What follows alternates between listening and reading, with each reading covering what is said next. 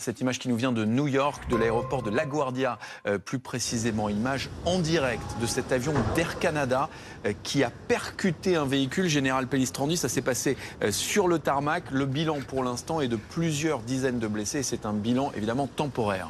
Oui, une image très spectaculaire. Donc cet avion de Air Canada, de type bombardier, était en fait à l'atterrissage et donc il était dans sa phase de ralentissement et donc il a heurté un camion de pompiers qui se déplaçait sur le tarmac.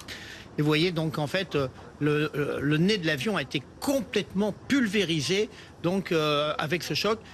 Heureusement, a priori, il n'y a que des blessés, mais beaucoup de frayeurs certainement pour les passagers à bord de l'avion. On a une chance inouïe quand même qu'il n'y ait pas de victimes et qu'il n'y ait que des blessés au moment où nous parlons. Là, l'avion était au sol. Oui, il était en taxiway, c'est-à-dire que vraiment donc il était ça roule à combien? en roulage, 35 km/h Voilà. à peu près. Bon. Mais ce qui est incroyable, c'est que ce camion de pompiers qui a été pulvérisé, il se rendait lui-même en urgence auprès d'un autre avion où on avait décelé une odeur suspecte qui faisait que l'équipage était malade.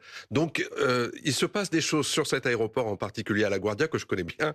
C'est que il est au bord de l'eau. Souvent, il y a des incidents, mais parce qu'il a une énorme activité et en même temps, il y a eu des catastrophes aériennes sur cet aéroport-là, avec des avions qui sont tombés à côté de la piste, c'est-à-dire dans l'eau, avec parfois des sauvetages en hiver qui ont été très difficiles. Emmanuel Le Non, Chypre. juste une précision. Bombardier, c'est pas le type de l'appareil, c'est la marque Bien de sûr, l'appareil. Mais c'est important de le Mais non, mais c'est préciser. important en ce moment. Vous avez raison, Emmanuel Le Chypre, c'est important. 35 km/h seulement, Général Pellistrandi, et ce niveau de dégâts.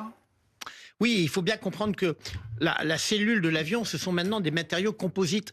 Donc en fait, c'est à la fois, l'avion est entre guillemets plus léger, donc il peut aller plus loin. Mais là, dans ce cas-là, quand vous rentrez sur un camion pompier qui est lourd, où il y a de l'eau, il y a du matériel, ça fait ce résultat absolument spectaculaire.